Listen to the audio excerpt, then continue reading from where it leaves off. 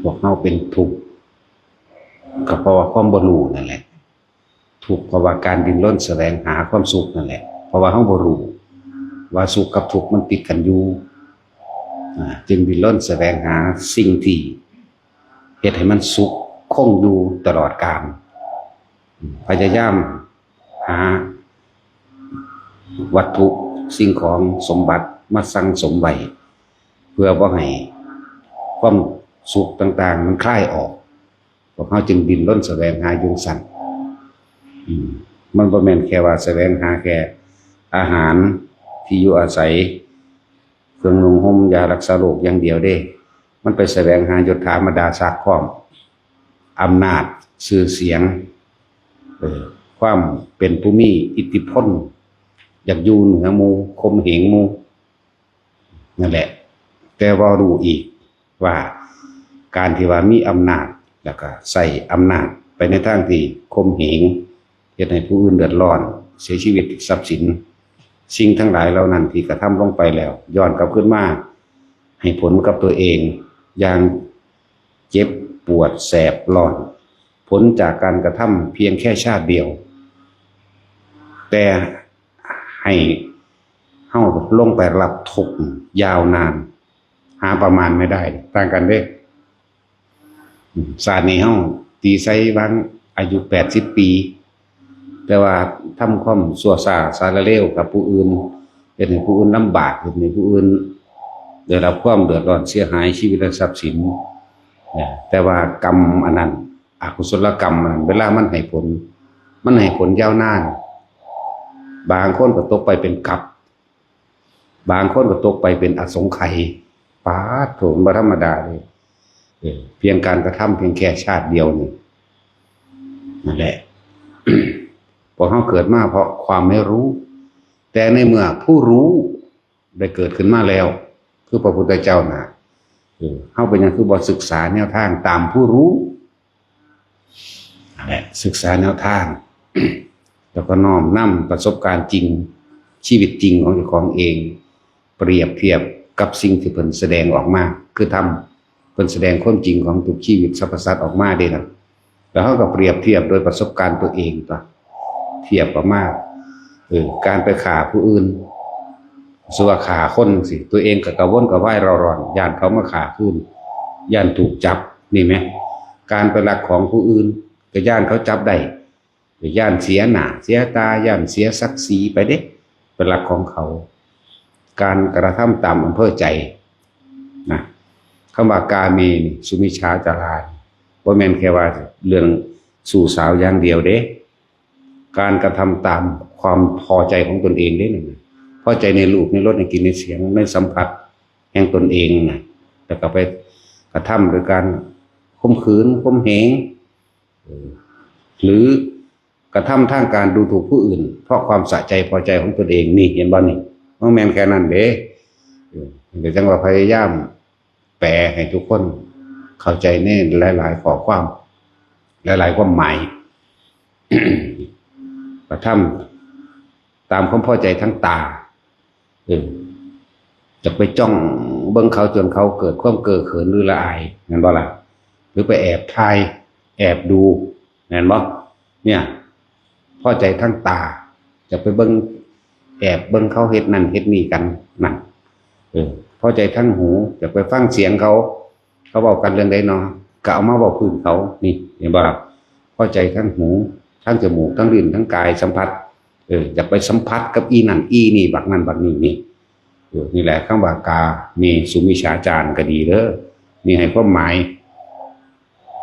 ให้ความเห็นแต่เราคนก็น้อมเข้ามาใส่เจ้าของอย่างสั้น อะไรทั้งว่าเพิ่น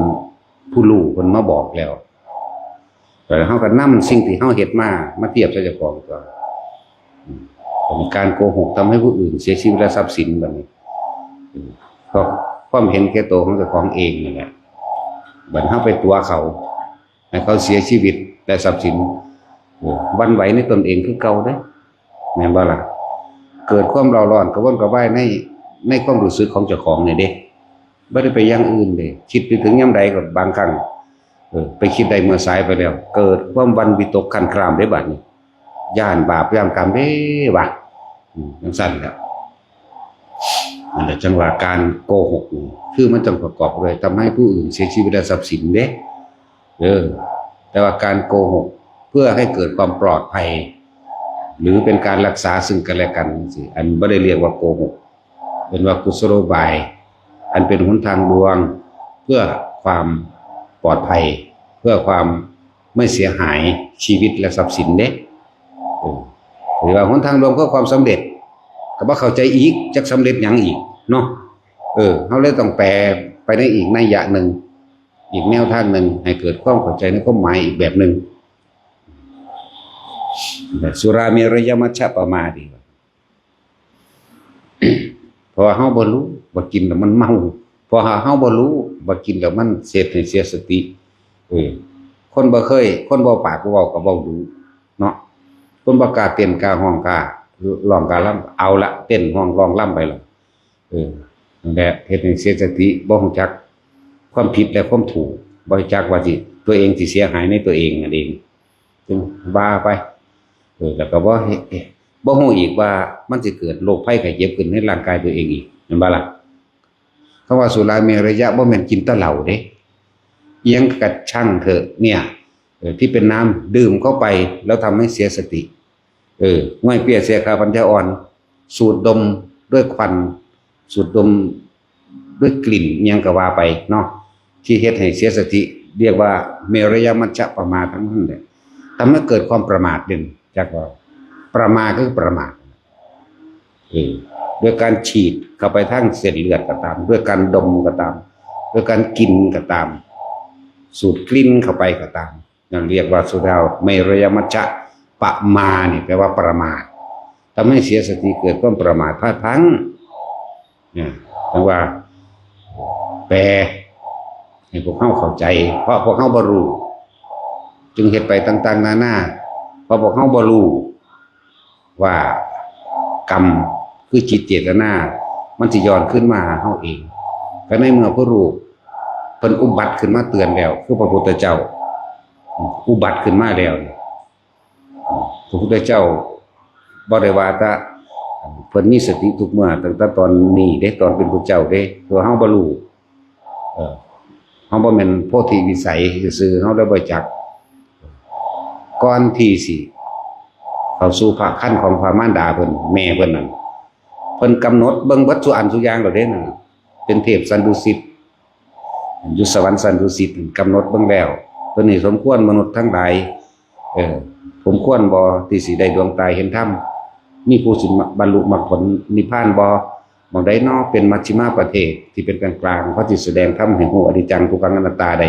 เพิ่นระลึกเบิ่งเบิดแล้วเด้นั่นแหละก่อนที่อุบัติเกิดขึ้นมื้อนี้เป็นมื้อเกิดเพิ่นก็แม่นมื้อตรัสรู้ก็แม่นมื้อตายก็แม่นเพิ่นเรียกว่าปรสูตรัสรู้และปรินิพพานอนุสาสเรียกว่ายังก็อุปาทิเสสนิพพานตายทั้งร่างกายตายใช่มือเดียวกันไม่มือนี่แหละวิสาขะปุณณมีแต่ว่าบุคคลผู้มากมีบุญหรือผู้มีบุญมากเริ่มปุณณมีกันจากว่าละเป็นวันที่อุบัติขึ้นของบุคคลผู้มีบุญมากผู้มีความสงบมากว่าสั่นเป็นวันที่ควรเอาเยี่ยงอย่างบุคคลผู้นี้ก็ว่าเด้อในเมื่อผู้รู้เกิดขึ้นแล้วเฮากับพยายามที่ศึกษาแนวทางของเพิ่นเพื่อให้ตัวเองพ้นบ่แม่นพ้นอื่นพ้นเด้เจ้าของเด้เวลาเจ็บเฮาก็เจ็บเองอยู่แล้วเนาะเวลาพ้นสุขสบายเฮาก็สุขสบายเองอยู่แล้วทุกคนเกิดมาเพราะว่าความบ่รู้เด้อส่วนพระพุทธเจ้าของเฮามีสติทุกเมื่อเด้อปุตตยุสวรรค์สันดุสิตก่อนสิคือเข้าสู่ภาคขั้นของพระมารดาเองเรียกว่าแม่เพิ่นก็สุบินนิมิตฝันฝันว่าสร้างเผือกนั่นเอาดอกบัวขาวมาถวายแม่เพิ่นนั่นแหละเป็นมื้อที่จุติจิตก็ดีเป็นมื้อนั้นฝันพอดีว่ามีสร้างเผือกเอาดอกบัวมาถวายจากว่าล่ะ อย่างสั้นนั่นแหละจุติจิต15ค่ำเดือน7ส่วนการออกจากพระคันมารดาคือ15ค่ำเดือน6จากวันหลังเพิ่นบ่ได้อยู่ในท้องปกติคือเฮาเด้มันอยู่11เดือนเด้อคนเฮาธรรมดาเนี่ย9เดือนกับ15วันเข้าใจบ่นี่แต่ว่าของเพิ่นนั่น11เดือนต่างกันเพราะว่าบ่แม่นคนธรรมดาคือเฮานะจิตใจของเพิ่นนั่นของสั้นแล้วก็การจุติเข้าสู่ขั้นพระมารดาท้องแม่ก็บ่ได้ใหญ่ขึ้นเด้บ่ได้อุ้งปุ้งคือทั่วไปเด้เพราะแต่นู่นนิดหน่อยให้รู้ว่าซื่อๆนั่นแหละแล้วก็สามารถคุยกับแม่ได้พร้อมจักว่าล่ะมีอยู่3ศาสตร์ได้คุยกับแม่ได้จักว่าล่ะสั่นแล้วนี่แหละศาสตร์แรกก็สิว่าหยังมโหสถลูกได้หยังมานี่เห็นบ่ล่ะโอ้ยาตัวแม่โอ้สงสัยสิหากพันมั้งศาสตร์มาที่2ก็พระเวสสันดรเด้อแม่มีเงินเท่าใดเอามาลูกสิให้ทานนั่นแหละมีศาสตร์ที่3อันนี้คุยในท้องบ่ตัวนั้นก็คุยในคือกันเด้ทางคุยบ่มากคือตัวนี้สำคัญคือออกมาคุยได้เลยเว้าได้เลยนะแต่ว่าโตเป็นพระพุทธเจ้าตอนศาสตร์นี้นะศาสตร์นี้คุยในท้องก็ได้หยอกกันกับแม่ก็ได้นั่งสมาธิเด้อบ่ได้นั่งกอดเข่าคือเฮาเด้อยากบ่ล่ะของเฮามันนั่งเอาขาเบี่ยงกันกอดเข่าจังซี่สงโหลงอยู่เด้ของเพิ่นนั่งจังซี่เด้ท่าสมาธิเป็นสั่นเนี่ยเพิ่นมีสติทุกเมื่อตั้งแต่เริ่มจุติก็มาสู่พระคันก็มีสติรักษาสติตั้งแต่อยู่ในพระคันพร้อมแม้กระทั่งการ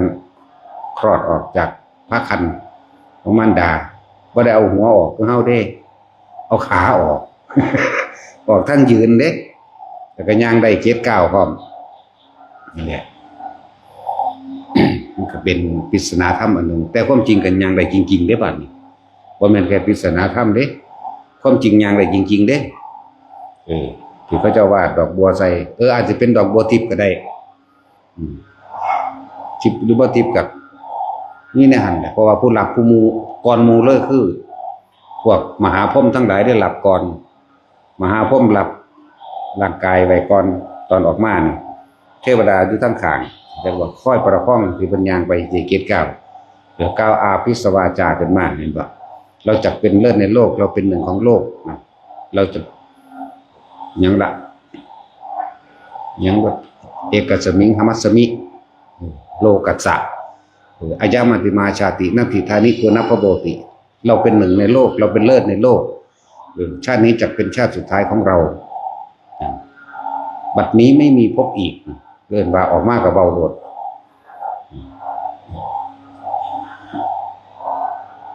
แล้วที่เป็นภาษาวกที่เราเบาได้เลยมีไปนอภาษีวลีเนาะภาษีวลีนั้นเป็นบาปเป็นกรรมดอกอยู่ในท้องแม่7 ปี 7 เดือน 7 วันพร้อมเว้นกรรมเพิ่นเองดอกกันสมัยเพิ่นไปเป็นพระราชาแต่ว่ามันก็มีเรื่องยาวอยู่หั่นแหละล้อมเมืองไว้ประชาชนอึดอยากดิล้อมเมืองไว้เพราะว่าพระราชาผู้นั้นผู้เป็นอาเพิ่นเองเด้พระราชาผู้นั้นก็เป็นอาเพิ่นเองเรียกว่าเฮ็ดกบฏเนาะพอตัวใหญ่ขึ้นแล้วเพิ่นก็รวบรวมกำลังเด้อซั่นปฏิวลีแม่บอกว่าคือสัวแท้คือบ่อ้อมเมืองเขาไว้ขาดอาหารเราเขาหังสิจับพระราชาขายเองดอกนะเริ่มเป็นกรรมรวมกันกับนางหยังบุสุปวาสาบ่แม่ปฏิวลีจักสิฮึกกับใครดอกว่าว่าซั่นแต่เดี๋ยวเบิ่งผู้นั้นผู้นี้กัน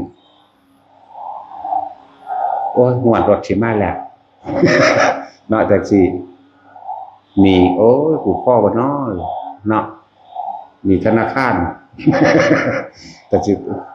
นั่งสุปวาสาล่ะมั้งเนาะจังซั่นแหละเขาบ่มีอยู่บ่มีกินเขาก็โกรธแค้นพระราชาตัวประชาชนทั้งหลายก็ ขึ้นไปประหารพระราชาเอาหัวออกมาให้พระศิวลีจังได้ขึ้นข้องราชแทนพ่อเพิ่นถือขากะอาเพิ่นนั่นแหละขาพ่อเพิ่นก็เลยพ่อเพิ่นก็คือพระพุทธเจ้าสมัยนี้เลยนางสุปปาวาสาเคยเป็นเมียพระพุทธเจ้าสมัยนั้น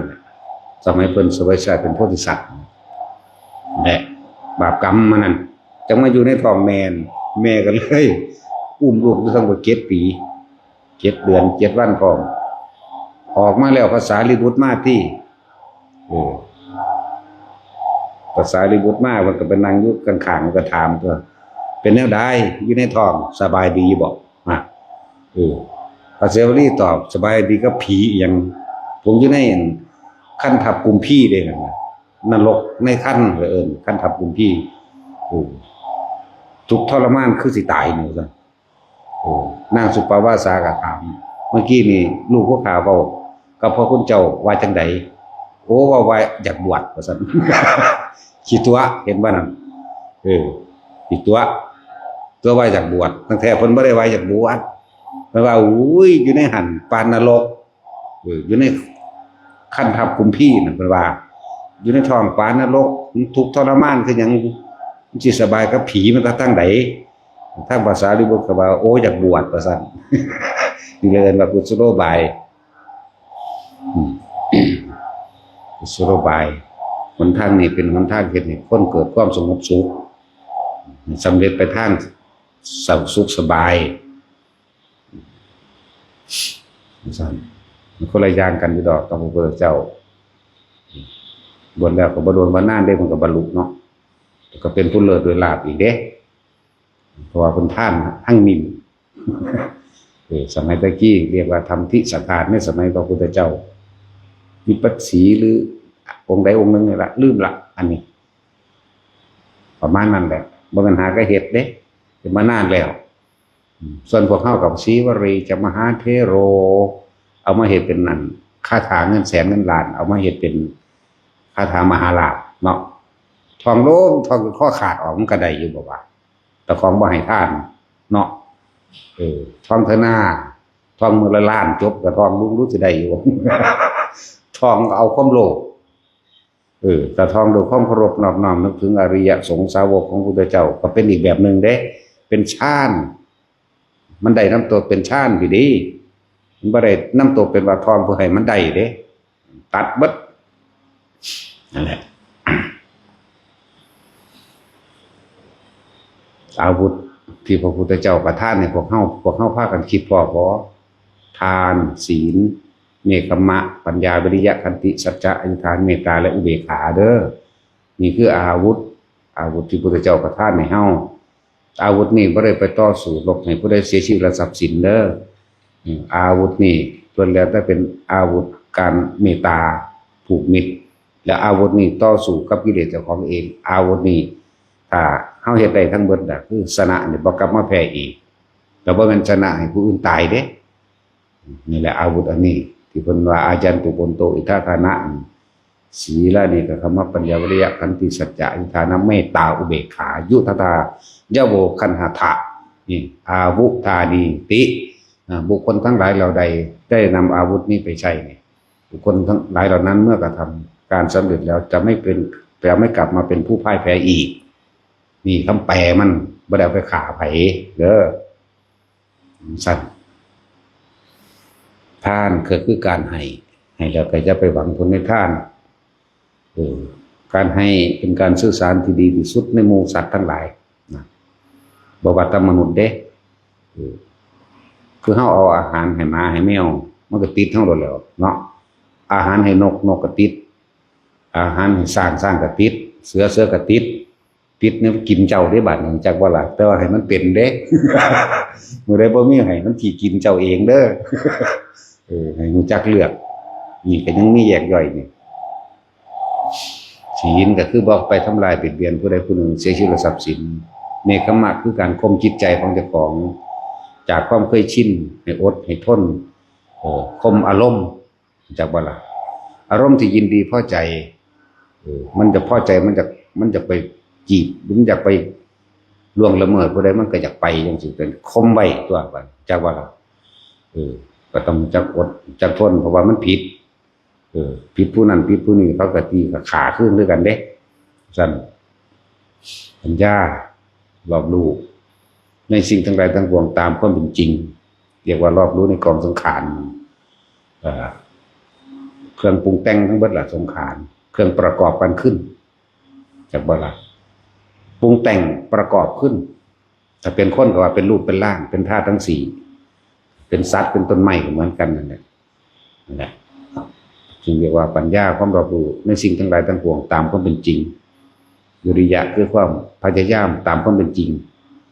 ขันติอดทนตามความเป็นจริงพร้อมอดทนต่อ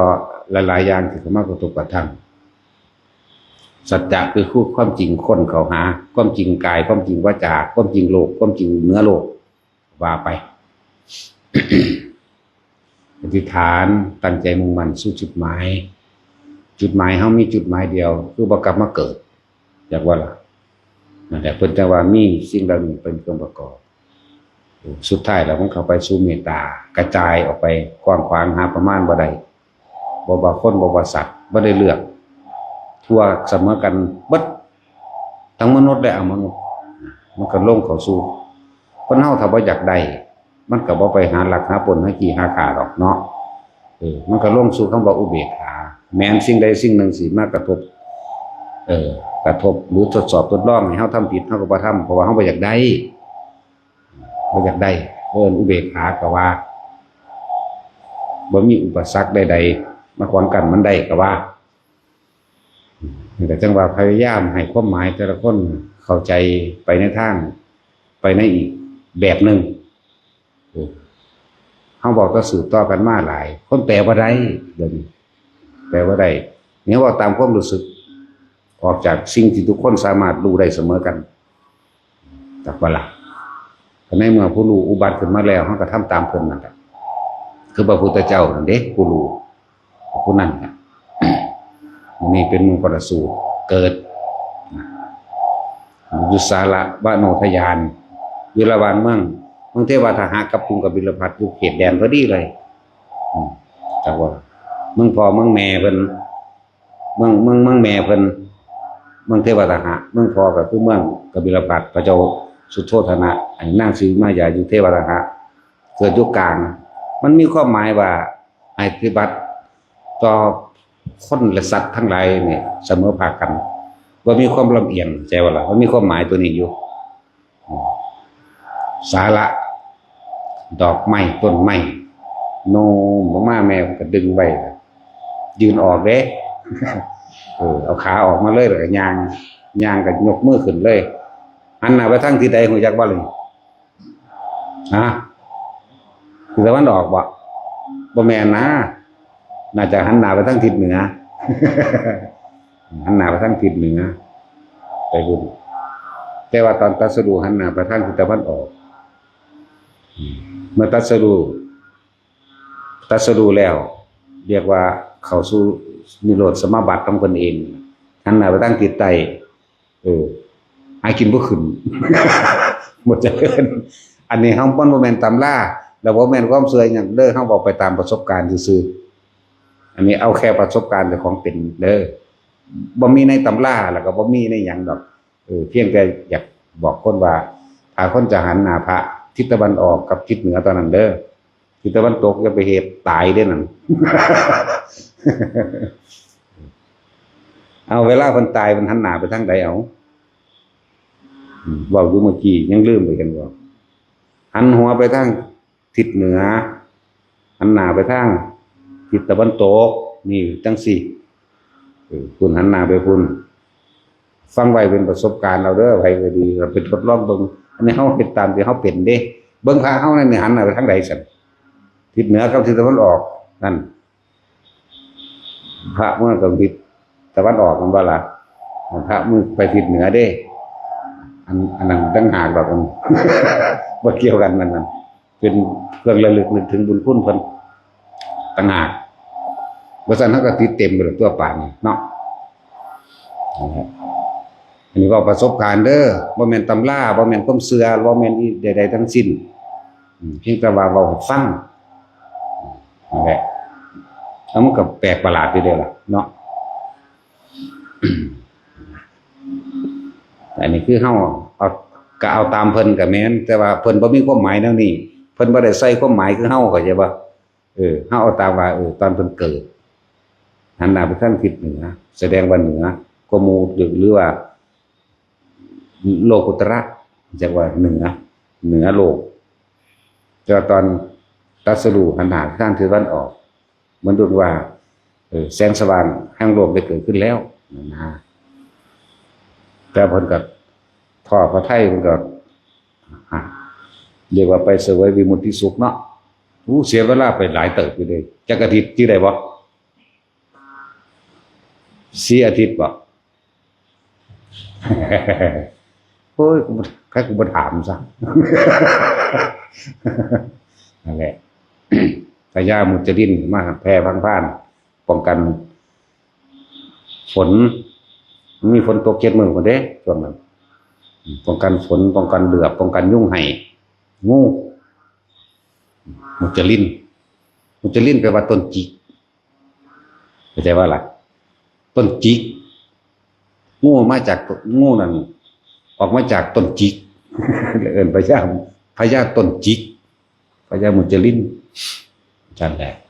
หลังจากนั้นเพิ่นว่าเพิ่นสิบ่เทศมหาพรหมเลยมาอาราธนาเด้บ่แม่นว่าเฮาไปอาราธนาพรหมม่านเข้ามาในพิธีเด้มันซับปรับกันได้เดี๋ยวนี้พวกพรหมมาอิหยังนั่นแหละที่ปฏิภา5 ยะอิหยังเพิ่นนั่นน่ะพรหมอาราธนาพุทธเจ้าเทศว่าบุคคลทั้งหลายในโลกนี้ผู้มีธุรีในดวงตายังมีอยู่ยังเห็นอยู่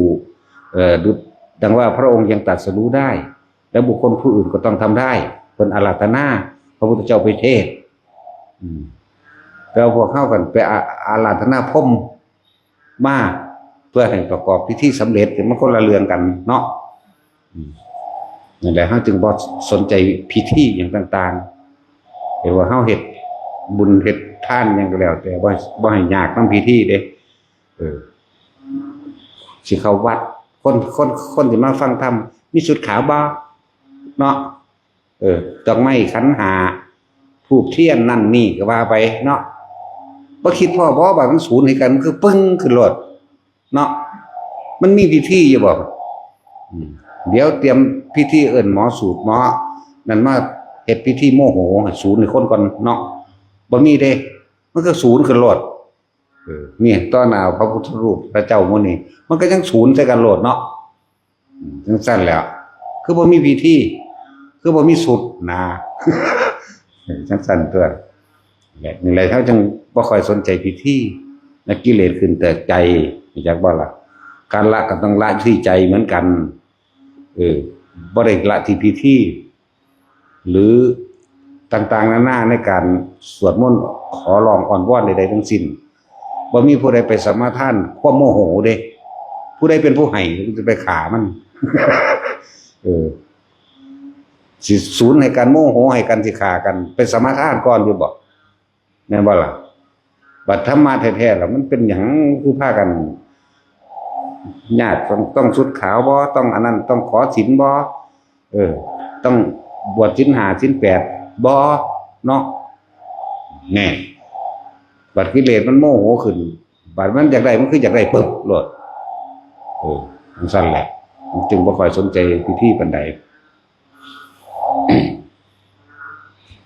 เราก็สังเกตเบิ่งตัวตอนเพิ่นออกบวชก็บ่ได้มีพิธีหยังเพิ่นก็เอาพระขันตัดผมเพิ่นโลดแน่เพิ่นก็ยังบวชโลดตอนเพิ่นไปฝึกไปนั่นไปนี่แต่บ่ได้มีพิธีหยังเลยอาราธนาบทสำเร็จรูปฌานภายในอาทิตย์เดียวอุตกาดาบทอรูปฌานภายในอาทิตย์เดียวเก่งเสมอคู่เลยก็ยังบ่แม่นทางแน่ก็ยังหาวิธีของเพิ่นเองนั่นบ่ล่ะซั่นล่ะหาวิธีของเพิ่นเองปัจจุตัดสรุปกับตัดที่ใจนี่เองกิเลสเกิดจากใจนะการจิละก็ละออกจากใจทุกอย่างร่วมที่ใจของเฮาเพิ่นนึกว่าใจเป็นไงใจเป็นประธานอาการของใจก็คือความคิดนั่นแหละแต่ว่าล่ะใจก็ว่า จิตกับว่าอาการมันคือความคิดแล้วก็เกิดความรู้สึกนั่นแหละเป็นอาการของมันถ้าเฮ็ดจังใดเฮาสิควบคุมให้มันอยู่ได้บัดวิธีเพิ่นก็สอนแล้วง่ายๆลมหายใจบ่ได้มีพิธีได้ลมหายใจเนาะแม้กระทั่งการให้ทานหลายๆคนก็เป็นธรรมดาเขาเคยชินเพราะว่าเขาบ่รู้คือว่านั่นแหละเนาะคือเด็กน้อยมันบ่ฮู้ว่าไฟร้อนมันก็จับเนาะมันบ่ฮู้ว่าสัตว์นี่มีพิษมันก็จับมันก็ไปเล่นโลดบ่รู้ต้องบ่รู้คือบ่รู้คือเฮาบ่รู้ว่าซั่วบ่ฮู้ว่าหม้องหันหม้องนี้มีผีมีเสือจังซี่เฮาก็บ่ย้านเด้เพราะว่าเฮาบ่รู้เนาะจังซั่นแล้วถ้ามันรู้แล้วจังย้านเด้ตัดสินจักรู้บ่รู้ย้านเบิดซุหม้องเห็นว่าตัดสินจักมันเป็นโตจังได๋ผีก็เลยทางพากันย้านโลดไปจำเอาในหนังคนบ่รู้กันกล้าก็ไม่มีกลัวก็ไม่มีคือเขาไม่รู้ถ้ารู้แล้วบัดถ้ารู้เรื่องบาปบุญคุณโทษสวรรค์นรกถ้ารู้แล้วมันก็ต้องกลัวในสิ่งที่ควรกลัวกล้าในสิ่งที่ควรกล้าตัวบัดนี้แม่นว่าล่ะรู้แล้วเฮาจึงทำเฉพาะสิ่งที่มันเป็นกุศลสัพพปาปัสสะกดังกุศลาสู้บาสัมปดานิสจิตตปริยุตังเอตังปุตตนาสาสนังให้พวกเฮาคิดตั้งแต่เรื่องที่อยากให้ทานไม่เบียดเบียนผู้อื่นอยากช่วยเหลือคนนั้นคนนี้นี่เอิ้นว่าสิ่งที่เป็นกุศลช่วยเหลือสัตว์ช่วยเหลือคนเห็นหมาจ้อยๆเห็นคนบ่มีอยู่มีกินโอ้ยเฮ็ดจังได๋ผู้สิมีให้เขากินนอนนี่คิดดีก็ได้แล้วบัดนี้เห็นคนทุกข์คนยากโอ้เฮาบ่ธรรมดาเด้คนทุกข์คนยากสะเทือนเข้ามาคือมันให้เอาเองหมดเด้ธรรมดาเด้นั่นแหละมันจักซอยทั้งๆที่บ่มีแนวซอยก็เลยนั่นแหละใจมันซอยแล้วนี่เอิ้นว่าสังสมสิ่งที่เป็นกุศลเด้อสังสมไปเรื่อยๆแค่คิดมันก็เป็นจิตเจตนาที่ตั้งดีแล้วคิดอยากซอยเหลือคนทุกข์คนยากโอ้นี่เด็กน้อยพ่อแม่ตายเบิดจักเขาสิอยู่จังได๋เนาะนี่อยากซอยนี่ก็เอิ้นว่าคิดดีคิดเป็นกุศลว่าจะว่านี่เห็นเขาบ่มีอาหารกันอยู่กันกินอยากซอยอยากหาแนวให้แม้นให้เพียงเล็กน้อยก็ช่างนั่นถือว่าสำเร็จในการช่วยเหลือเริ่มจากจิตเจตนานี่เอิ้นว่าสัพพปะปัสสะละอกุศลออกเสียอกุศลคือไปอกุศลคือหยังสมน้ำหน้ามึงนั่นเอิ้นว่าอกุศลมึงตายโลดมึงชั่วหลายนี่เอิ้นว่าอกุศลจักว่าเกิดมาจากทุกข์ยากอันนั้นอันนี้ซ้ำเติมเขาเนาะนี่เอิ้นว่าอกุศลเด้อสิ่งที่เป็นกุศลมีแต่อยากซอยเห็นคนตกทุกข์ได้ยากบ่ได้บ่ว่าคนบ่ว่าสัตว์เพิ่นอยากซอยอันแล้วถึงว่านี่เป็นคำสอนของพระพุทธเจ้าทุกพระองค์พร้อมเด้นั่นแล้ว พุทธานาศาสนังนี่คือคำสอนพระพุทธเจ้าทุกพระองค์พุทธานาคือพุทธเจ้าศาสนังคือศาสตร์คือความรู้คือคำสอนนั่นแหละเข้าใจว่าล่ะนั่นแหละแล้วพวกเฮาสังสมสิ่งที่เป็นกุศลไปซะก่อนไปเรื่อยๆเมื่อมันเต็มมันพอมันเป็นเองดอกบ่อยากบรรลุก็บรรลุดอกแนวมื้อนี้หลายองค์อยู่เด้ล่ะที่พระเจ้าสะสมไปเรื่อยสะสมไปเรื่อยไปชีวิตกับของเองเมื่อว่าท่านได้นั่นก็บ่ได้ตกต่ำเด้ล่ะเกิดในตระกูลร่ำรวยมั่งกษัตริย์มั่งมหาเศรษฐีมั่งบางองค์บางท่านเป็นพระอินทร์ติดต่อเนื่องกันอยู่เท่าใดกับเท่าใดกันเท่าใดสงไขก็มีเด้บ่ได้น้อยเด้จังซั่นแล้วเท่าใดกับคือพระอนุรุทธะนี่ส่วนมากเป็นพระอินทร์มากที่สุดเลยคนที่เป็นพระอินทร์มากที่สุดสู่พระอนุรุทธะบ่ได้นั่นแหละลูกไผล่ะบ่จักอีกแล้วพวกหานี่จักลูกไผเนาะเขาเจ้าสังสมแต่สิ่งดีจนบ่ฮู้จักคำว่าบ่มีพระอนุรุทธะมาเกิดเป็นพระอนุรุทธะคำว่าบ่มีบ่ฮู้จักเล่นไปเล่นนั่นการพนันกับหมู่เขาเอาขนมร่วมกันเนาะเอาขนมเล่นกันผู้ใดแพ้ให้เอาขนมมาเล่นกันเป็นเล่นน้ำเขาเท่าไรก็แพ้มันก็สู่เลขคนบ้านยามนุษย์ที่เล่นน้ำได้ก็แพ้เล่นน้ำได้ก็แพ้จะว่าแม่เนี่ยโอ้ย โอ้เฮ็ดเท่าใดก็บ่พอดอกขนมลูกเฮานี่บ่รู้จักคำว่าบ่มีเด้อ่ะแต่งเป็นตัวเป่าไปให้มันก็ให้คนใส่น่ะแต่งเป็นตัวเป่าไปเดือดร้อนเทวดาที่เนาะเพราะว่าเพิ่นเคยเป็นพระอินทร์มาหลายมานานลูกน้องบริวารของเพิ่นเองตกข้างที่เป็นเทวดาเป็นภูมิเทวดาลูกะเทวดาอากาศเทวดาเต็มอยู่ได้บัดนี้แต่ว่าล่ะเพราะว่าได้ดีเพราะว่าพระอนุรุตตะผ้าสร้างคุณงามความดีจักว่าล่ะนั่นแล้วเพราะว่าแต่งเป็นตัวเป่าไม้ที่เทวดาอยู่บ่ได้ที่มันร้อนจะต้องเนรมิตแต่บัดใส่อิทธาวิสังขารเนรมิตให้เป็นขนมบ่มีแต่แล้วเอาไปตั้งในหมู่ปุ๊บเอานี่ขนมผมเปิดออกมันหอมขับเมืองอยู่ที่บัดนี้กินอาหารทิพย์ไปเนาะหอมกรึมไปกลับไปซิมเบิ่งคือกันมันแซ่บได้บัดนี้โอ้ยจิตอกจิตใจก็ไปต่อว่าแม่ได้บัดนี้แม่บ่ฮักหนูบ่ตะกี้แม่คือบ่เฮ็ดขนมบ่มีมาให้หนูมันสั่นแล้วสร้างแม่ก็อัศจรรย์ใจโอ้ยลูกเฮาเป็นผู้มีบุญไปเบิ่งแล้วเห็นอีหลีขนมเอามาซิมเบิ่งก็แซ่บอีหลีเลยบ่เฮ็ดขนมเลยแต่งแต่เป็นตัวเป้าไว้ให้อีหยังก็เลยเพิ่นก็กินของที่ยุงสั่นบ่ละจนว่าเพิ่นไปบวชพุ่นละบวชพร้อมกันกับไผนี่ล่ะใน5องค์เนาะมีพระอานนท์นำอยู่บ่มีพระอานนท์มีอุบาลีพระอุบาลีเป็นสร้างกระบกเด้รู้จักกระบกบ่ตัดผมอยากเกินสมชายน่ะสร้างกระบก สร้างตัดผมใส่สมชายอยู่นี่อยู่บ่นี่มื้ออื่นตัดผมตัดหัวบักฮานออกให้ได้ บักหัวฟูๆหรือมันเมื่อแล้วบ่อยู่บ่บักสิมาบวชนั่นน่ะ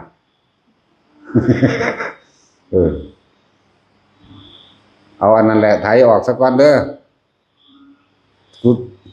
ขั้นตา หัวฟูๆเลยมื้อยังไปจกบาทน้ำมูไปรับบาทน้ำมูกลับมาแล้วเอาปัตเตอร์เลียนตัดหัวบักฮานออกนะกูขั้นตาวะ ผมหาอย่างกวนทั้งไกลสูงหลวงอยู่โอ้ย นั่นแหละ การบวชแม้นสิบวชหน่อยก็สร้างหลายคนเข้าใจว่าบวชหน่อยๆอาทิตย์หนึ่งเดือนหนึ่ง3 เดือนหรือปีหนึ่งบ่มีผลอย่างบ่แม่นเด้อถ้าเฮาบ่เริ่มต้นสร้างอุปนิสัยเจ้าของในตอนนี้สิไปเริ่มต้นยามใดแม่นบ่นี่เว้าถึงการบวชบวช7 มื้อนึง10 มื้อนึงบ่ได้หยังดอกได้เป็นหยังบ่ได้ถ้าเฮาบ่เริ่มปลูกเมล็ดพันธุ์พืชตัวนี้ขึ้นพันธุ์พืชอุปนิสัยเฮานี่แหละยามใดมันสิไปหวังชาติใดล่ะคนมีอุปนิสัยในการบวชดีบ่เลยพวกว่าแม้กระทั่งว่าคือหลวงปู่เยือนเฮาเนาะบวชจูงซื่อๆเด้บ่ได้ว่าสิบวชโดนเด้นั่นน่ะเพิ่นบวชจูงตาเพิ่นนี่แหละหลวงปู่เยือนหลวงพ่อเยือนนั่นน่ะพระธุรินทร์นั่นน่ะ มันสั่นตัวดำๆดอกทั้งเหลื่อมอยู่งามอยู่ นี่แล้วบวชจูงซื่อๆเด้นั่นน่ะแสมสามีนัดสิไปแต่งกันกับผู้สาวอีก หลวงปู่ดุลว่าไปนั่งภาวนานำเขาไปว่าซั่นเที่ยเดียวเท่านั้นเด้ลงบึบไปเลยนั่นน่ะจนว่าได้บอกให้เอาพุทโธออกผมแนวพุ่นน่ะพูดถึงหลวงปู่เยือนนั่นแหละเพิ่นก็มีอุปนิสัยมาพอแห้งแล้วแต่บ่ทันมีผู้ใดเปิดให้เพิ่นก็ฮู้ว่าเปิดหรือบ่เปิดวางได้ละก็แปลว่าจังซั่นแหละเพิ่นนั่งสมาธินำหมู่ไปนั่นแหละเพิ่นถือครูถืออาจารย์เพิ่นแล้วครับมื้อนั่นแหละมื้อเดียวเด้รู้เรื่องเห็นผลจนเท่าเดี๋ยวนี้ตัวผู้สาวมาบอกศึกบ่ได้ ศึกบ่ได้มันตายแล้วว่าเด้นั่นแหละความหมายเพิ่นการบวชมันสิบวชเท่าใดก็ช่างเถิดล้วนแล้วแต่เป็นการปลูกนอเนื้อแห่งทำทั้งนั้นจักว่าล่ะแต่เฮาบ่เริ่มต้นแรกเดี๋ยวนี้เฮาสิไปเริ่มต้นยามใดก็ในเมื่อมาพบพ่อแล้วเอาพวกบ่มีอุปนิสัยพุ่นอยู่5 มาตรฆ่ากันอยู่พุ่นมันสิฮู้จักที่บ่คือเฮาบ่จักเด้ ราะฉะนั้นจงสั่งสมไว้เด้อซ้ำมีโอกาสมันบ่แม่นของหน่อยเด้เฮ็ดยากคือหยังนี่เด้ซ้ำ7 มื้อเด้เบ้ยมันคือใจสิขาดนี่เด้อ ปาน7 ปีเด้อคนมีความหวังกับการรอคอยทรมานที่สุดมันบ่ซั่นบ่เคยยินบ่สายันเพิ่นร้องอยู่การทรมานคือการรอคอย อีหลีนี่แหละสว่าบวชมาแล้วมันนับมื้อแล้วยังบ่สิฮอด7 มื้อยังบ่สิฮอด7 มื้อเนาะนั่นแหละกลางคืนย่อมยาวนานจักว่าล่ะพวกมีความหวังพวกรอสั่นแหละจะมีโอกาสบวชกับบวชโลดมันสิไปทหารตัวบักมันหัวห้างไกลนั่น ทื่นผมมันอยู่หมู่บ้านมันรู้สึกเศร้าอยู่บ่ กระซากว่าโดนบักคาเว้ยกูสิยุ่มอยู่ หยอกมันซื่อๆนั่นแหละมันเป็นคนโหงอยู่ล่ะแต่มื้ออื่นเช้ามึงจะต้องเอามาตัดหัวมันออก สมชายไถทิ่มก็คั้นตา นึกคือขี้ฝอยนี่เว้ย ห้างไกลบวชเป็นการสั่งสมอุปนิสัยสุวานีศาสตร์นี้เขาอาจจะเพิ่งจะเคยบวชแค่7 วันหรือเดือนก็จังเนาะนี่เริ่มบ่มเพาะนอเนื้อของพุทธะเราเด่นครับว่าเมื่อเริ่มก้าวแรกของพุทธะแล้วผู้ใดทองใดแน่เราล่ะว่าลืมของที่ปวกมาบ่มันไปหากินอันดินวะหรือมันไปหากินใหม่ปลูกตั้งใดถ้าผู้ใดพ่อใดแล้วก็บวชให้โลดมีผู้หนึ่งอันลูกอันนิ้งนะแดะมันก็สิไปทำงานอยู่จังหน่อยๆก็มาได้จัก5 มื้อ10 มื้อก็ยังดีมันทองได้หรือยังตอนนั้นล่ะผมทองได้แล้วบวชแมงโลด เพราะมันได้เป็นอุปนิสัยมันบ่แน่เด้คนตัวบักน้อยๆนี่มันยังบ่สึกเห็นบ่นี่ร่างกายมันอ่อนแอคือเด้นักล่ะโอ้ยิ้มล่ะ พอถึงฟ้ามือปวะหน้าบนบ่อยู่ ไปบิณฑบาต สักแกกปวะซะน้ำตาจะปกๆไปเด้หน้าบุญบ่อยู่ไป ตาลาแล้วยิ้มโลดกูบักหาเอ้ยมีแม่มึงนี่ แล้วบ่ได้เก่งเท่ามันเด้อแต่4 มื้อเนาะแม่นเบิดล่ะภาคลากอยู่ เป็นบ่ได้คือมันก็แล้วกัน มันคือว่าอยากศึกกันแล้วมันบ่ได้อยากศึกจักเม็ดเด้อนี่แหละเขาสิพ้นทุกข์ตะน้อยรู้จักว่าล่ะเขาสั่งสมมานานพอแห้งก็ได้จังมันตึกบวชตั้ง5 ปี5 ปีบ่ฮะ5 ปีบ่มากลุ่มบวชอยู่นี่ เพราะถ้าเขาโรงเรียนนี่ว่ามาบวชภาคฤดูร้อนฤดูแล้งซื่อเด้ปิดเทอมป.1เอาเลยบัดนี้พวกบวชแล้วจะไปคุ้มศึกเด้พวกเจ้าเป็นบาปเด้อคุ้มคนพระศึกออกจากการบวชนี่สิบอกให้บาปกรรมหนักยิ่งกว่าเผาวัดเป็น100 วัดจักบ่บาปกรรมหนักเด้อมันบ่แน่เด้ผู้นี้บวชแล้วอาจเป็นที่พึ่งของสรรพสัตว์ผู้ที่บวชเข้ามาแล้วเพิ่นบรรลุโสดาสกิหรืออรหันต์เป็นที่พึ่งของสรรพสัตว์เด้มันบ่แม่นแต่คนเด้คำว่าสรรพสัตว์ทั้งมนุษย์และอมนุษย์พวกเทพเทวดาอุปาติกะทั้งหลายนี่ละอื่นอมนุษย์จักบ่ล่ะเป็นที่พึ่งทั้ง2เด้จังซั่นแหละ ฉะนั้นผู้ใดบวชแล้วจะไปคุ้มเขาศึกเด้ จะไปเฮ็ดเขาเจ้าเด้หรือว่าหาวิธีขับไล่หรือหาเรื่องใส่จนเขาเจ้าศึกออกมานั่นน่ะชิบหายตลอดการยาวนานเด้นั่นน่ะหลายอสงไขยอยู่เด้คือจังพวกเฮ็ดให้ผู้เพิ่นบ่มีความผิดศึกออกไปนะโอ้ยบ่ธรรมดาเลยจังนั้นน่ะถ้าเป็นพระโพธิสัตว์700พุทธเจ้าจึงสิพ้นสิบอกให้ถ้าเป็นพระโพธิสัตว์ที่เพิ่นบวชนี่เนาะบัดนี้ไปหาเรื่องใส่เพิ่นจนว่าเพิ่นได้ศึกไปจังซี่700พุทธเจ้าบัดนี้แล้วก็แม้กระทั่งว่าการทำอนันตริยกรรมเรียกว่าสังฆเพศ ก็บ่ต่างกันนักเข้าไปอีกมันสิเลย700อยู่ในบาดนี่อุ้ยมันเป็นตาไห้นำก็ยังไงเด้บาปกรรมเพียงแค่อารมณ์ชั่ววูบพวกเจ้าแค่ตั้งจิตเจตนาสร้างก็สร้างโดยหายวิธีเฮ็ดให้มันสึกเลยเฮ็ดให้มันตายมื้อนี้แม่นบ่ล่ะบ้ามันจะไปทั้งเมืองพระพุทธเจ้าพุ่นเด้อจังว่าสลดใจพวกเฮ็ดให้พระสงฆ์องค์เจ้าแตกแยกกันสลดใจมากๆทั้งสั้นแหละว่าเป็นกระเฮ็ดจังเฮ็ดอย่าอาจหารปานนั้นแนวเร็วๆนี่เนาะตัวเองบ่เดือดร้อนอิหยังก็สิเดือดร้อนหาแมงหยังโอ้ยลูกเขาอีหาสั้นครับบ่มีความเป็นคนเหรอเด้นั่นเบิดคาเรียกก็มาอีกคนพวกนี้สิลงสู่มหาเวทีล้วนๆเลยเป็นอสงไขยโอ้ยก็คิดบางนั้นน่ะ700พระพุทธเจ้าจักอสงไขย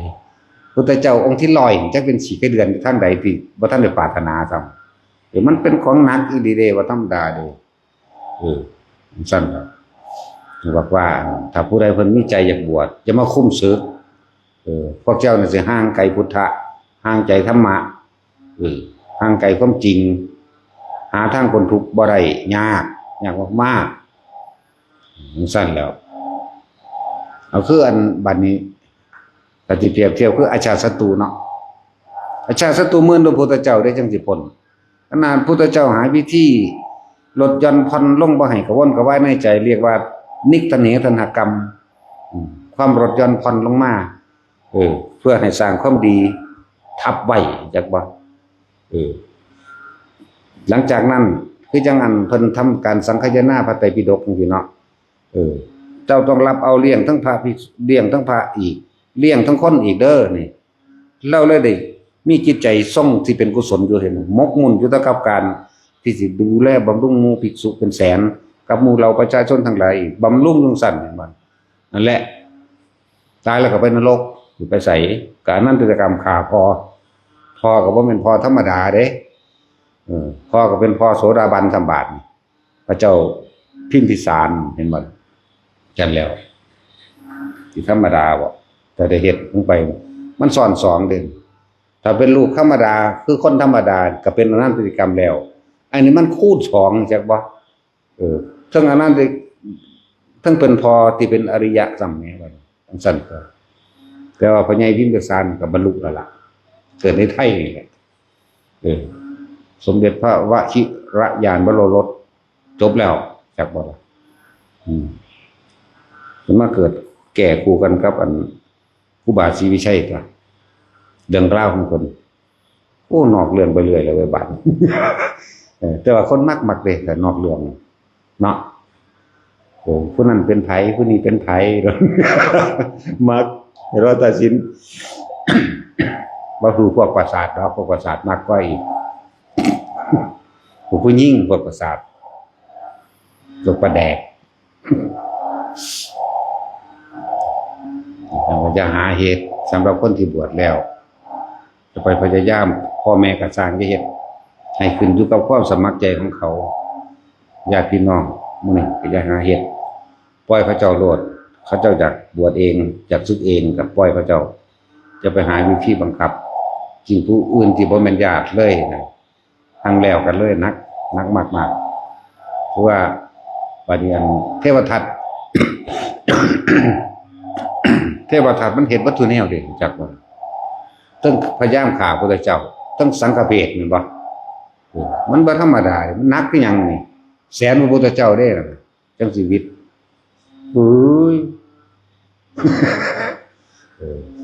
มันบ่ธรรมดาเด้นั่นแหละ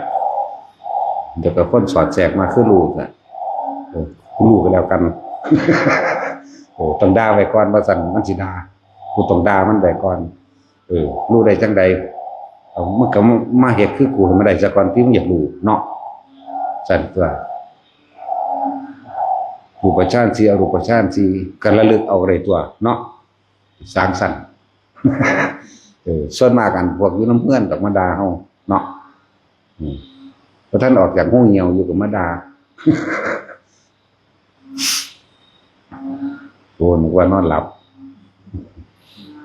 เก่งอยู่เว้ย ได้กินทุเรียนแล้วเลยอันนั้นบ่เพิ่นบ่ขึ้นเพิ่นบ่ขึ้นมาเพิ่นบ่ขึ้นมายามมื้อเช้าเขาพาทุเรียนมาเพิ่นถามเน้นไผไอ้ไผอันมักทุเรียนถึงไอ้ไผบ่ถึงอยู่ท่อนี่เว้ยบ่ขึ้นดอกเฮาบ่ได้กินว่าเพิ่นเครียดเพิ่นเครียดพระเอาเบิดก่อนเพิ่นคิดเริ่มบ่ขึ้นมายามเช้าสั่งบ่ได้กินทุเรียนนั่นว่าเคยบอกกับตัวว่าฟาดฝาบาทไปเห็นปากลงกลางหมู่แล้วเพิ่นถามมึงเป็นหยังล่ะบ่ได้กินทุเรียนบางทีเด้อหลวงปู่เจ้าคุณบอกไว้แล้วประท้วงฟาดแม่งให้แง่งโลดประท้วงบ่ถึงหนูดอกเพิ่นเว้าธรรมดาว่ามื้อนี้พาไปกินผู้เดียวกินบ่เบิดว่าล่ะปวดกินฮอดเปลือกมันพุ่นมันแทงปากมันพุ่นเอาว่าถามเบิ่งทานมันสิมีอีกผู้นึงเขาเจ้าบ่มีทุนบวชมีอยู่ถ้าฮอดมื้อบวชเราจังไปเอาผู้นั้นมาเข้าร่วมนำเฮาเขาเจ้าบวชแล้วเขาเจ้าสิอยู่วัดเขาเจ้าบอกไว้แล้วแบบเขาเจ้าบ่มีเงินบ่มีก็มาพี่ว่าจังแต่บ่มีผู้บวชอยู่นี่เนาะคุ้มตาศีลตาโดนแล้วก็ซื่อๆอยู่แล้วมีอีกผู้นึงอยู่ว่าซั่นถามอาจารย์โน่ว่าถ้าพวกเฮาไปมื้อใดปุ๊บถ้าเฮาได้มื้อก็บอกให้พวกนั้นมาร่วมกับเฮาเจ้าบวชแล้วก็ส่งเขาเจ้าเข้าวัดเขาเจ้าเลยที่เขาเจ้าขอเขาเจ้าบ่มีสั่นบวชให้เบิดเฮาจังว่าหากมีโอกาสสั่งสมอุปนิสัยปลูกเมล็ดพันธุ์พืชเป็นนอเนื้อแห่งพุทธะเอาไว้แต่เฮาบ่เริ่มต้นมื้อนี้เฮาสิเริ่มต้นมื้อใดชาติใดมันจังสิมาพอมันบ่แม่นของง่ายเด้ที่เว้าอยู่นี่ก็ดีสิว่าหยังกับพระพุทธเจ้าเนาะทางเกิดขึ้นได้ยากก็ดอกจังซี่แล้วจังว่าพากันน้อมนำเข้ามาเด้อคือผู้รู้ได้เกิดขึ้นแล้วเฮาก็ศึกษาตามแนวทางเพิ่นคิดเบิ่งดีๆเด้อทุกคนเกิดมาเนี่ยแค่หากินซ้ำตายหนึ่งเด้มีผู้ใดที่บ่ตายอยู่บ่เอาซะว่าสมัยพุทธกาลตะกี้อนาปิณกะเศรษฐีก็ตายแล้วเด้เนาะจังซั่นแล้วเศรษฐีตะกี้ที่ว่าเด่นๆมันมีเก้าคนพุ่นเด้เศรษฐีนวโกฏนั่นน่ะมี9คนพุ่นเด้นางวิสาขานางเขมานันกะเศรษฐีสุมาณะเศรษฐีแล้วก็ยังอีกละชื่อว่าไรตายไว้แล้วเนาะก็เจ้าคือบ่อยู่ซั่นมีเงินคนละ80 โกฏมั่ง180 โกฏมั่งปาดโตจังซั่นแล้วตายเบิดแล้วเนี่ยไล่มาหาซุมื้อนี่เด้คือจังเฮาเห็นนี่แหละเจ้าฟ้ามหากษัตริย์ก็ตายเบิดไปก็ดีผู้นั้นเป็นพลเอกผู้นี้เป็นหยังละไอ้ผู้อำนวยการโรงพยาบาลผู้นั้นเป็นนั่นผู้นี้เป็นนี่ตายเบิดล่ะเนาะจังซั่นแล้วก็เลยว่าเกิดมาหากินแค่ซ้ำตายพวกเฮาจะพากันประมาทนอนใจจงระลึกรู้เขามาว่าเฮานี่ระหว่างความดีกับความเลวนี่อันใดมันมากกว่ากันคำว่าความดีจริงๆคือเวลาเฮาให้ทานก็ช่างช่วยเหลือบุคคลผู้อื่นก็ช่างเด้อต้องไม่หวังสิ่งใดตอบแทนเด้เข้าใจบ่ล่ะนี่จริงจะเรียกว่าความดีอันนั้นบ่เอิ้นว่าความดีทำสิ่งหนึ่งเพื่อแลกสิ่งหนึ่งทำทานเพิ่มทุกข์ทำบุญแลกของทำบุญบ่ละบาปพวกนี้สั่นบ่ได้แม่นความดีเด้แค่ว่ายังมีความเห็นแก่ตัวทำเพื่อตัวเองคนดีจริงต้องทำเพื่อผู้อื่นได้พวกเจ้าคิดว่ามันหาง่ายอยู่บ่จะใช้บุคคลสักกี่คนสักเท่าไหร่สักกี่โกฏหรือกี่ล้านโกฏคนที่จะหาบุคคลเสียสละตนเองเพื่อผู้อื่นได้ทั้งหมดนั่นแหละพวกเจ้าว่าแม่นบ่ล่ะ100 คนสิหาคนกล้าได้แค่ผู้หนึ่งนี่แหละเนาะจังซั่นแล้วใน1,000 คนก็สิหาคนที่เป็นบัณฑิตได้อยู่ผู้หนึ่งใน100,000 คน ถึงล้านคนจะหาผู้มีสัจจะได้เพียงหนึ่งคนคนมีสัจจะเด้แต่ว่าบัดนี้จะหาคนที่เสียสละตัวเองและเสียสละทุกสิ่งทุกอย่าง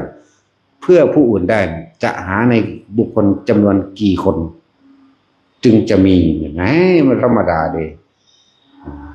แต่ว่าในสี่อย่างนี่กล้าบัณฑิตสัจจะเสียสละทุกสิ่งทุกอย่างเพื่อผู้อื่นได้มีในพระพุทธเจ้าผู้เดียวจากว่าล่ะ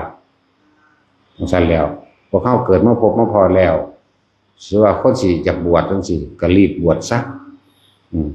มันบ่แน่เฮาบ่ทันได้ฮู้บางคนเข้ามาสู่ภาคกาสัมผัสแล้วรู้สึกสุขุมลมเย็นอบอุ่นในตนเองขึ้นมาเลยก็มีเด้เพราะมันมีนอมีเนื้อไว้แล้วต่อของเก่าได้เลยคือหลายๆองค์นั่นแหละสิว่าถึงสมัยพุทธกาลนี่น้อยๆจังซี่นี่บางองค์5 ขวบนึงเด้อ5 ขวบนึงเด้อในตำราว่า7ขึ้นไปจังบรรลุบ่แม่นบางคนเขาบรรลุโสดาสกิทาคามาตอนนี้ท้องพุ่นมันสิ5 ขวบ7 ขวบมาทางใดแม่นบ่ล่ะสั้นตัวกวนผมตกลงดินครั้งที่3ก็บรรลุอรหันต์เนาะทั้งสั้นตัวโสปากะสมณเณรมั่งสังกิจจะสมณเณรมั่งนี่มั้ยมีแต่ลูกกำพร้าไปได้นั่นทั้งสั้นตัวสังกิจจะสมณเณรจังซี่มันก็ลูกกำพร้าแม่ก็ตายพ่อก็จักอยู่ไสล่ะนั่นแหละโสปากะสมณเณรเขาก็เผาเด้จักว่าล่ะเผาคนอยู่ในท้องคนพวกกันคนจับเปลือนั่นเอาปะตักแทงเข้าไปเลยไปถึงริมตานี่น้อยอยู่นี่แหละพอดีก็ท้องแม่ก็ระเบิดขึ้นแต่ปุ๊บนั่นแหละฟ่องออกไปข้างอยู่ในหาค่าและลืมชื่อละสังกิจจะหรือโสปากะละเพราะชีวิตเป็นเหมือนกันเนาะสังกิจจะสามเณรอันนี้ส่วนโสปากะนั่นเอาเพิ่นเอาไปฝังไว้ให้หมาป่ากินแต่ว่าก็รอดฮอดพระอินทร์คือเก่านั่นแหละยากเติบอยู่ได้พระอินทร์ก็เลยผู้ใดเดือดร้อนบุญไหว้แต่เอาเฮ้ยหอนใหม่มาหากูอีกแล้วลงไปซอยคือเก่านั่นแหละคือคนมีบุญโบราณเพิ่นว่าตกน้ำบ่ไหลตกไฟบ่ไหม้นั่นน่ะหมายถึงบุญญาฤทธิ์บุญของเพิ่นเองรักษาเพิ่นเองเด้ที่ว่าเทวดาบุญรักษาเทวดาคุ้มครองคือตัวเองสร้างไว้เด้บ่แม่นเฮาไปขอเข้าใจบ่สมัยเฮาเป็นเด็กน้อยมันสิเท่าใดต้องถามแม่นางพุ่นออกได้จักมื้อเป็น6-7 มื้อนึงบ่เพิ่นหาบซ่ากันใครกระตาเข้าไปหน้าเปลี่ยนบาตัวเพิ่นว่าเวียงบานั่นน่ะฝุ่นตกลงน้ำพุ่น น้ำไหลเด้บ่แม่นน้ำธรรมดาเด้ไม่ไงนั่นเราจังลอยน้ำบ่เป็นบัดนี้สิว่าสิย่างเข้าไปเอิ้นคนมาได้โอ้ย30 นาทีล่ะหรือชั่วโมงพุ่นปุ๊บมาซอยข่อยแน่ข่อยแล้วนำบ่เป็นลูกข่อยตกน้ำสิว่าเขาสิออกมาแม่งุ้มไปหางุ้มหม่องน้ำไหลเด้ถ้าว่าสิไปพออยู่หม่องน้ำไหลไปน่ะฝ่ายภูเขามันงุ้มพอก็ตกหม่องเก่าก็อยู่หม่องเก่าเด้แต่ว่าเฮาระลึกขึ้นหลังใดรู้สึกว่าคือจังเป็นลูกแก้วอยู่ข้างในเฮาอยู่ข้างในลูกแก้วหุ้มไว้นอนเฉยอยู่ฮอดบ่ให้จังซั่นแหละนั่นแหละโอ้อยากอ้างไว้ของมีบุญ น่าตัดสินมีก็ตัดสินอยู่ตัวตัดสินเราสาเราแขนอยู่จังซี่เป็นตะมือเด้จังมือไผ สมมุติว่าเป็นนางจางปากน้ำสางเนาะเป็นตะมือนำเดียวไปซ่อมเบิ่งเอ้าตัดสินตัวนี้จังฮู้จักว่าอยู่ในนรก จังซั่นแล้วพอน้อยจะไปเดียวเบิ่งเขาบ่ต่างกันดอก บ่ต่างกันดอกเด้อ เป็นตะมือคือกันนั่นแหละเจ้าก็เลย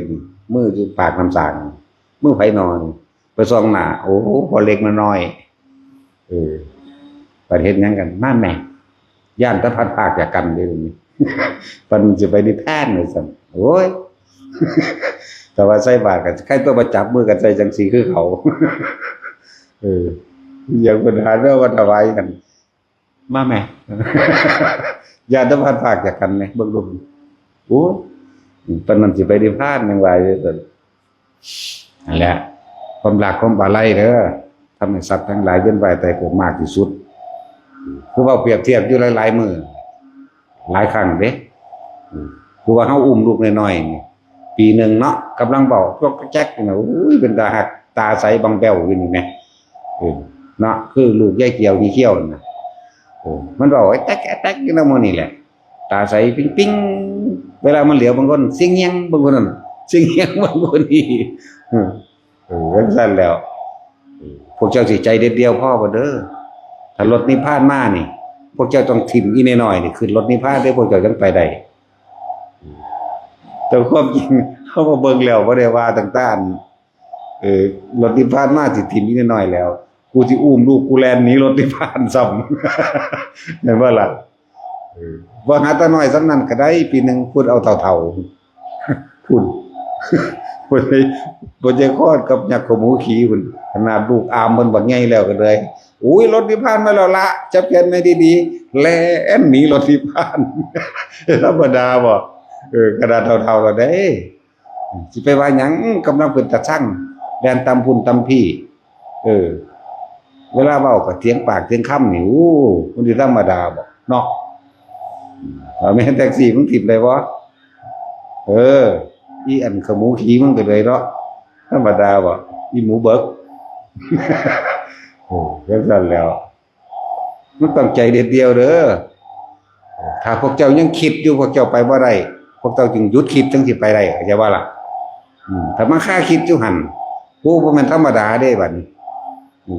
เว้าเรื่องเฮาอุ้มลูกน้อยเล่นหยอกกันกับเด็กน้อยอยู่นี่เนาะไฟก็ไหม้ป่ามาไกลๆไฟเนี่ยไหม้รอบสุดเสือสร้างสิงโตและงูจระเข้ไก่เฮาก็หมู่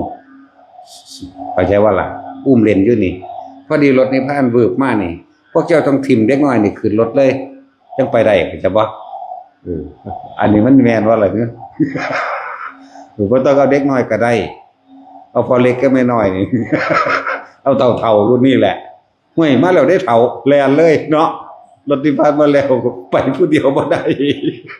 ห้วยเฒ่าแล่นนั่นจังมีแต่ผู้สำองบัดนี้กิ่งไปนำทางซะได้บ่จังสิลุกกันดึงกันเอาไปซั่นเนาะย่านแม่นอยู่เด้เนาะแม่นบ่ สิเอาอีหยังกับอันตาบ้องแววอยู่เนาะต้องเด็ดเดียวเด็ดขาดเด้อแต่ค่าคิดนั่นนี่ยื่นไปบ่ได้ดอกพวกเจ้าต้องเลิกคิดเข้าใจบ่ล่ะนั่นแหละเฮาเกิดมาพบพ่อแล้วผู้รู้นักปราชญ์เจ้าทั้งหลายพบพ่อพระพุทธเจ้าแล้วถ้าเฮาบ่เด็ดขาดตอนนี้เฮาสิไปเด็ดขาดตอนใดเดี๋ยวนี้จะไปฝันหาเด้อองค์ข้างหน้ารู้จักว่าล่ะองค์นี้ก็สอนเดียวกันองค์ข้างหน้าก็สอนเดียวกันองค์ที่ผ่านมาแล้วเท่าใดล้านพระองค์ก็สอนอันเดียวกันนี่แหละบ่ได้ต่างกันเลยรู้จักบ่ล่ะสอนธรรมจักรกับปวัตตสูตรสอนปฏิจจสมุปบาทสอนอนิจจังทุกขังอนัตตาสอนอสังขตธรรมทั้งเบิดนั่นแหละสิไปหวังอีหยังจึงบอกว่านิพพานนั่นมันบ่ได้อยู่นำที่คนที่ตายไปแล้วเด้มันบ่ได้สูญสิ้นไปกับคนตายคือผู้เพิ่นเป็นอรหันตเจ้าตายไปเบิดแล้วนั่นก็ดีแล้วก็บ่ได้อยู่กับคนที่ยังบ่ทันเกิดคือพระศรีอริยเมตไตรนี่ไผสิไปมีความหวังยังไปฮอดพุ่นนั่นบ่ล่ะปัจจุบันแต่ของยังเฮ็ดบ่ดีอยู่มันสิไปหวังเอาอีหยังก็อยู่ในภายภาคหน้าฉะนั้นต้องทำวันนี้เนี่ยขณะนี้ปัจจุบันนี้ให้ดีที่สุดรู้จักคำว่าปัจจุบั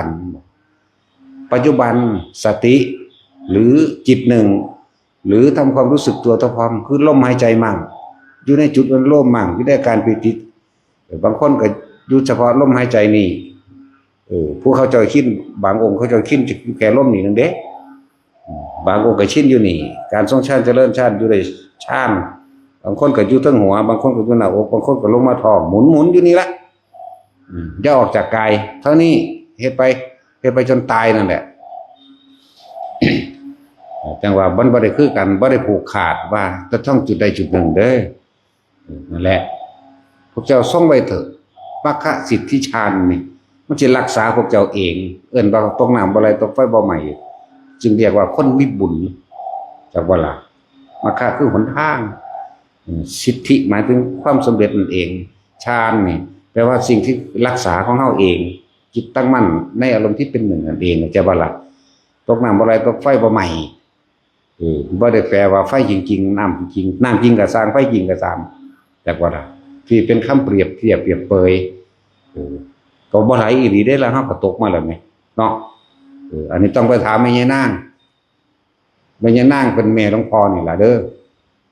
มานี่ได้แล้วก็ห้ามแถลงอยากได้นั่นอยากได้นี่เองดอกบัดละว่าก็กับวิสีแถลงเป็นจะได้นั่นอยากได้อันนี้ทำทาเนาะตัดสินนี่จะถึกได้แล้วถึกได้ดูหลายบ่กล้าขอให้ผู้อื่นได้บัดนั่นแล้วจะฟังอยู่กับหัวได้บัดเฮ้ยบ่แม่นดักหัวเด้ตกจริงๆมันสิจักมือเราต้องไปถามแล้วล่ะน้อยๆนึงเด้บ่ล่ะจังซั่นแล้วตกน้ำก็บ่ไหลอีหลีขนาดน้ำไหลเด้นั่นน้ำมันไหลเด้ไหลบักแห้งพุ่นเด้ก็ก็อยู่หม้องเก่านั่นแหละคนที่ไปงุ่มเพิ่นก็ไปงุ่มตั้งหม้องมันไปเดอะใส่อันบางอื่นพุ่นเด้ไปผู้โตนลงหม้องเฮาตกกันอยู่หม้องเก่าอยู่ก็อุ้มขึ้นมาก็เอากับใส่ตาไปหน้าต่อจังซี่แล้วแล้วฝึกไปเถอะมันสิปกป้องคุ้มครองพวกเจ้าเองกำลังหรืออำนาจแห่งชาติทั้งหลายสะสมไปเรื่อยๆเป็นแม้นสิเป็นพระอรหันต์ในหรือบ่หันก็สร้างเถอะในพุทธกาลตลอดทั้งสุมื้อนี้เขาเจ้าก็อยู่โดยกำลังฌานเด้อเป็นเครื่องอยู่วิหารธรรมก็ว่าเข้าใจว่าล่ะอยู่แบบนี้พระยังล่ะเพิ่นยังเป็นผู้เลิศได้ฌานตัวผู้เขาฌานออกฌาน